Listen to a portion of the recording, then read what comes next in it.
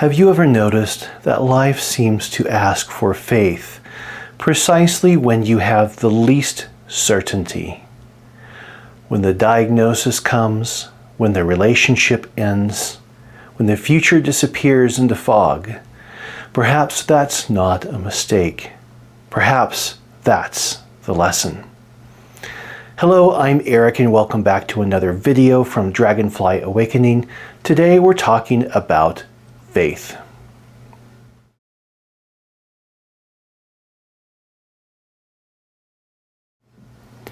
In observing difficult circumstances, not only for my parents as I was growing up, but in my own young adult life, difficult life circumstances raised an important question for me. What is faith really? At Sunday services, we were taught that faith is trusting in something unseen. The explanation usually stopped there, perhaps followed by a few anecdotes or well-worn phrases, just to offer comfort. If things worked out, faith was praised. If it didn't, someone would inevitably say, well, I guess it just wasn't in the Lord's plan, or everything happens for a reason. But this version of faith often felt hollow. It didn't make disappointment easier, it didn't explain suffering, and it rarely offered insight into what was actually happening beneath the surface, psychologically, energetically, and spiritually. What was missing was wisdom, an understanding of why life challenges arise, what faith is, how it functions, and not just that it should. For me as a teenager, faith found its footing in the words of Jesus recorded in the Bible. Do not worry about your life, what you will eat or drink, but seek first his kingdom and his righteousness, and all these things will be given to you as well. What struck me most was the simplicity and the precision of the instruction. Do not worry. It didn't say, believe things will work out for you while you continue to worry. It said plainly, do not worry. In that moment, I heard an inner whisper, quiet, certain, and unmistakable. It's true. It works. From that point on, something shifted. I learned that faith was not merely believing in a favorable outcome. It was the energetic act of remaining okay, open and receptive, in the presence of uncertainty. It was allowing the nervous system to settle before the situation resolved. It was trusting not through effort, but through openness. And remarkably, I never experienced the suffering my mother feared. Not because I avoided difficulty, but because I stopped feeding it with contradiction. It wasn't the words alone that shaped my life, it was the energy behind them. That energetic posture, calm in the unknown, began quietly constructing the blueprint of my life from that day forward. Learning to be at ease before resolution arises is one of the most transformative capacities a human being can develop. This, I came to understand, is where faith ends and direct experience begins. When we encounter fearful life challenges, they always remind me of television from the 1970s and 80s, those high-speed car chases that build toward a dramatic climax. The car barrels forward, engine roaring until suddenly it flies off the edge of a cliff. Time slows down, slow motion, right? The music cuts out. All that remains is the sound of the wind rushing past as the car hangs suspended in midair, an eternity compressed into a few seconds. We are left in suspense, wondering what's going to happen. Are they going to make it? Isn't it interesting how uncomfortable we become in moments like that, when life leaves us hanging in the void? These are the moments when we become actually aware of the mental narrator that hums quietly in the background of our lives. When something important happens and certainty disappears, that voice grows louder. It scrambles, it speculates, it fills the silence with commentary. The mind, so accustomed to grasping on objects, outcomes, and explanations, suddenly has nothing to hold on to, and so it improvises. Like a dramatic film director thrown off schedule, it protests, "I can't work like this." It conjures possibilities, projections, and worst-case scenarios, tightening the body with anxiety and obsessive thought. This is an important moment to remember. We are not our thoughts. We don't have to believe everything the mind says simply because it says it loudly. The mind's discomfort isn't a warning. It's a habit being interrupted. The next time life places you in one of these suspended moments, try meeting it first with a bit of humor. Remember the car hanging mid-air, the dramatic pause. Life isn't punishing you, it's teaching you. It's inviting you to notice what happens when control drops away. It may sound like a bad thing, but it's not. From a deeper perspective, the unknown isn't hostile at all. It's playful. It's spacious. It's the curious energy of life itself saying, "Isn't this interesting?" For those willing to learn from it, being in the unknown becomes less a threat and more a practice. And eventually it reveals itself as something quite liberating, a place where the grip of the mind loosens, and the direct experience can finally step forward. When life suddenly lifts us off familiar ground, the instinct is to react, to brace for impact, to anticipate danger, to rush toward resolution. But the most helpful first step is often the simplest. Pause and observe. Before responding to the unfamiliar or projecting possible outcomes, take a moment, breathe.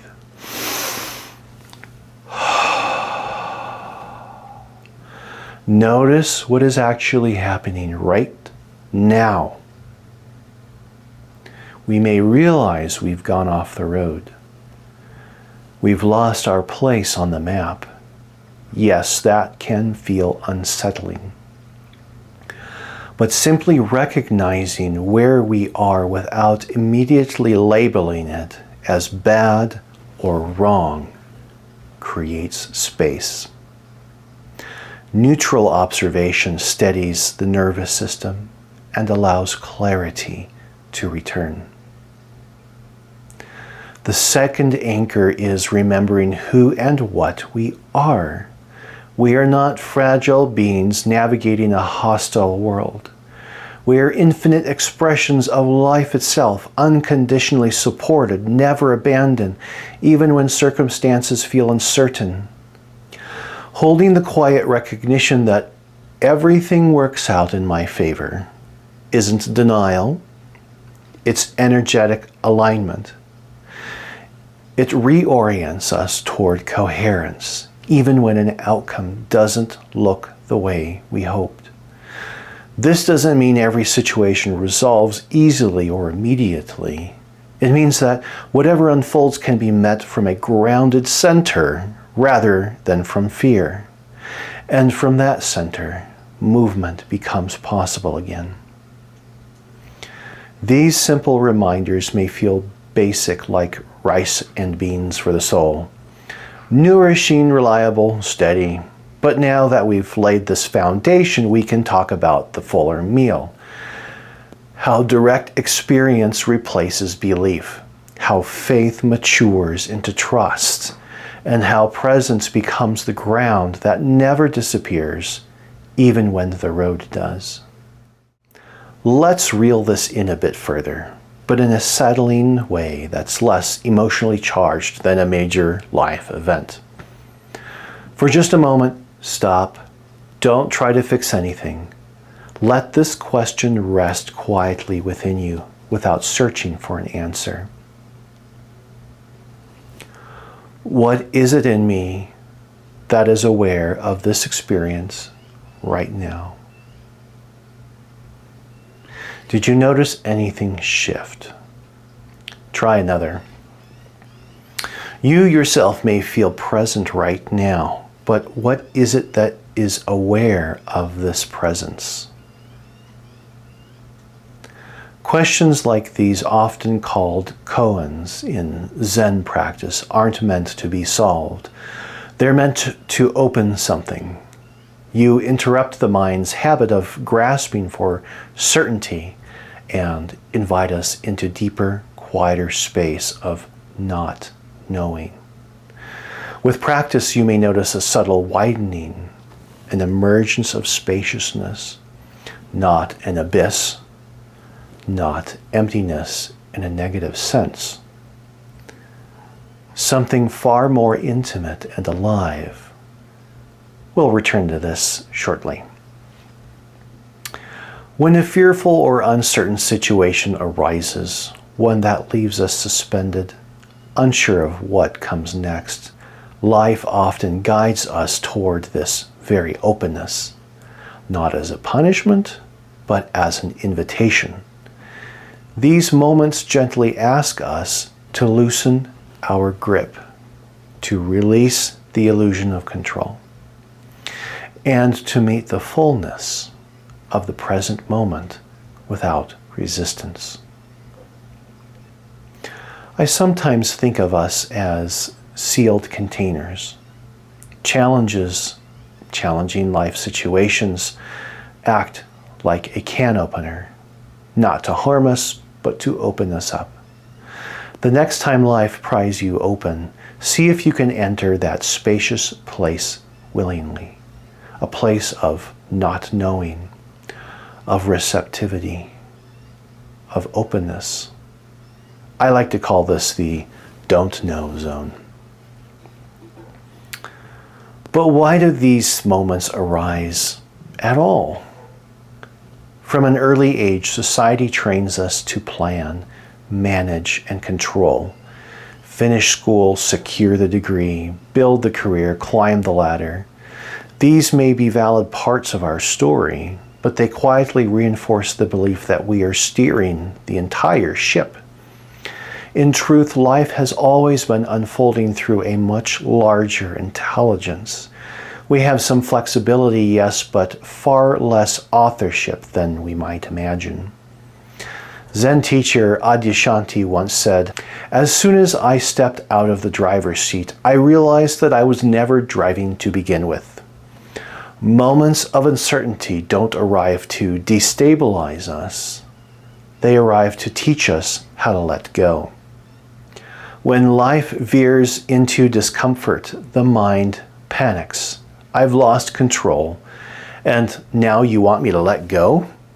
But steering ain't gonna do you no good when you're airborne in a 1973 Buick, okay? Just recognize that, but it's okay. Letting go isn't surrendering into chaos. It's allowing control to return to where it has always belonged. These moments are quiet reminders that guidance has been present all along, patiently waiting beneath the noise of our striving. So when you find yourself suspended in uncertainty, remember this.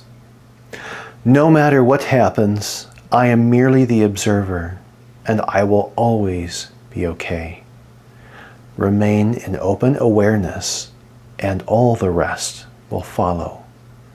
This isn't just positive thinking, it's spiritual truth. Whether through life's unexpected turns or through meditation itself, when we drop into these vast spaces of openness, something subtle and unexpected begins to happen. As we relax, no longer bracing, no longer resisting, we start to notice that the mental clutter softens. The storytelling quiets. The constant inner narration loses its urgency. What remains is not fear, but curiosity. And in that curiosity, a deep stillness emerges. Within that stillness, peace reveals itself naturally. It's as if we stumbled upon a warm, expansive cavern hidden deep within the mountain, vast, protective, unexpectedly familiar. Here we can rest, safe, held, unrushed. Questions may arise gently. Where am I? What is this place?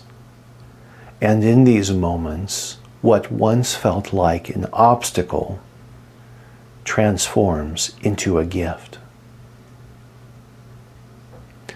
For in this depth, this seemingly bottomless spaciousness, we begin to realize something profound. Behind the curtain of fear, there is nothing wanting to harm us. There is only ourselves. My friend, this vast openness is your true nature. And how curious it is what we once believed required fight or flight was actually an invitation into insight. Where we believed control was necessary, we also believed danger was imminent. But when fear releases its grip and the illusion of control dissolves, something ancient is remembered. Standing at what once appeared to be a bottomless chasm, we realize we were never meant to fall. We were always meant to fly. With our wheels back on the ground, we can now see clearly. We are not in immediate danger. In fact, something essential has already been learned. The task is no longer to return to where we were before the detour, but to orient ourselves toward what comes next. This is where we turn on our inner navigation system. Often, these disorienting moments arrive to teach us one foundational quality: attunement. If we have not yet learned how to listen to our intuition, to guidance, to the quiet intelligence moving through life, this is the moment that invites us to do so. In the spaciousness we've entered, access opens naturally. Wisdom becomes available, not as certainty about outcome, but as clarity about direction. Here you may sense guidance in many forms: the gentle reassurance of God, the steady encouragement of the Buddha, the strength and resolve of Moses, or simply a deep inner knowing that feels calm and true. Speak from the heart. Listen through the heart. Answers may not arrive as solutions, but as alignment. We are not promised that everything will unfold the way we want, but we are offered something more enduring: communion. These moments of uncertainty exist not to punish us, but to draw us into deeper relationship with life itself. It's also worth remembering, life will repeat its lessons until they are learned. The details may change, but the invitation remains the same. Enter each challenge with curiosity rather than fear. Be willing to listen instead of resist. Drop the personal storyline long enough to receive the message, then carry on. This is why a meditative practice matters. When openness becomes a way of being, life doesn't need to push us to the edge to get our attention. We begin to recognize guidance sooner, respond more gently, and move with greater trust. This is not merely a lesson in faith. It is an education in consciousness and a more refined and efficient way of living. Life itself becomes the training ground. Every experience carries instruction. Every pause offers orientation. We came here to learn this. Meet life as your teacher, and your spiritual capacities will grow, not through effort alone, but through openness and attentiveness. And so, perhaps faith is not blind belief at all. It is the willingness to remain open when certainty disappears, trusting that life contains a wisdom greater than our fears. The next time you find yourself suspended in the unknown, remember, you do not need to control everything. You only need to remain present, open, and willing to listen. What once appeared to be a fall, in time may reveal itself as the moment your wings opened. If this message moved you and you would like a personalized one-on-one session with me, my contact is in the description. Much light, love, and happiness to you always.